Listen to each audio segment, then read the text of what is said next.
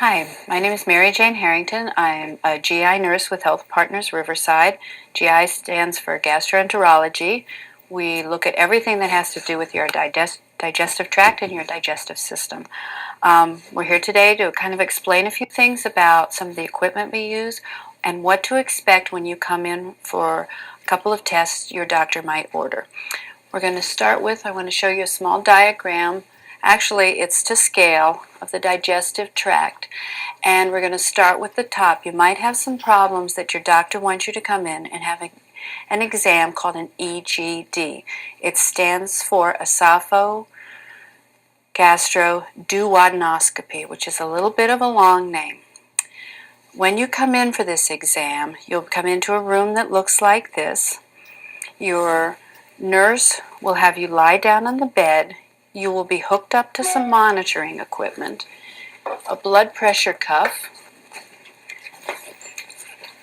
because you're going to receive what's called conscious sedation during this exam. Conscious sedation is not putting you to sleep. We'll insert a small catheter into your vein, which will be the avenue the doctor uses to give you sedation. You'll receive two types of sedation for this exam.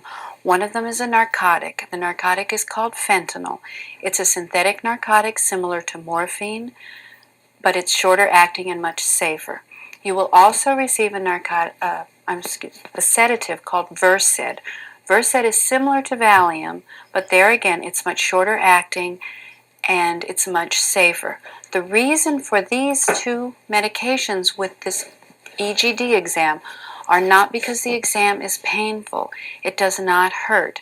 These two medications combine with the spray we use at the back of the throat to relax your muscles and to get rid of your gag reflex. In this exam, most people are afraid they're going to choke or gag. This is actually very unusual. The scope the doctor uses is this small. It's smaller than most food you swallow. The diameter of the scope is actually smaller than a Tylenol tablet. During this procedure, you'll be lying on the left side, on your left side on a bed like this with your head on a pillow. The doctor will be on this side with the instrument and a nurse will be at the head of the bed. The nurse is there to monitor you, watch your vital signs, assist the physician, and give you the medications. The doctor is concentrating his efforts on what he is doing with you. He will have you insert a small bite block like this into your mouth, which you just gently bite with your teeth. He'll insert the scope through this across the back of your tongue, and he will insert it down all the way down your esophagus and into your stomach. We'll look all around through your stomach with it. The scope is articulated, so the doctor can look in every corner of your stomach. This does not hurt. You need to concentrate on your breathing during this exam and think about your breathing to keep you relaxed, keep your muscles relaxed. The exam itself takes between 5 and 10 minutes.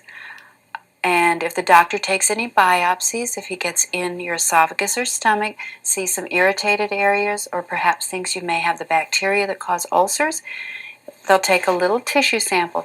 You do not feel this at all, and this does not cause any problems or distress. It's just a tiny piece of tissue. A person isn't even aware that this is being done at the time. Another type of test your doctor may send you to for various symptoms is called a colonoscopy. The colonoscopy is done with a videoscope similar to the one for the upper, only it's obviously a little bit larger and longer. It's also articulated at the end. It's very soft and very flexible. There's a port on the scope to blow air into the colon. There's a suction port, and there's also a very bright light. There's a video chip on the end of the scope. So the physician is actually watching on a television monitor.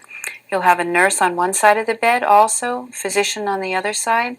The nurse will be giving the conscious sedation, which is similar to what is used in the other exam. During this test, most people experience the feeling of fullness as if they're going to have a bowel movement. This is from the air that the doctor is putting in. He needs air to expand the colon. He'll enter through the rectum, And as he's going through the colon, he's making his way all the way to the end of the large intestine where it joins the small intestine. As he's doing this, and he's turning some of the corners in the colon, there's a sensation of fullness and sometimes some cramping. They feel like gas cramps. They don't last very long. They can be intense, but they usually last a matter of seconds. When the doctor gets to the end of the colon, those feelings go away, and this is when they really get the good look. As he comes out of the colon, he'll be using the scope. Again, the end is articulated. The doctor will look at every inch of the colon, and it's actually a visualization of the inside. If there are any small growths, which are called polyps, which are not cancerous, they are just growths. Polyps themselves are not a cancerous growth. They can be a precancerous condition. At that time, the doctor will remove them. There's no pain involved in this removal. The colon only has the nerve endings that respond to pressure. That's why any of the sensations in the colon feel like either a gas cramp or air movement. If the doctor might see some pockets in the colon called diverticulitis, some patients are very concerned about their privacy and dignity during these exams. We are very cognizant of that and we do keep people's privacy. During the exam, the patient will remove their underwear and their pants in a private changing room. They'll wear a pair of these shorts that are called moon pants because the patient is going to moon the doctor. The flap is facing the physician. The patient is covered up. The nurse is on the opposite side. So it's actually very modest and very private. If the doctor does remove any tissue during these exams or remove any polyps, which are small, non-cancerous growths, you will be told about that before you leave, and those pieces of tissue will be sent to a pathologist at the hospital who will give a reading on them. Then your doctor will let you know within 2 weeks what the results of those are. So that's it from the GI clinic. I hope this has helped relieve some fears people might have and answered some questions that you may have about what to expect with these exams. With these tests that we do, the worst part of it is getting ready for it. The tests themselves are a piece of cake.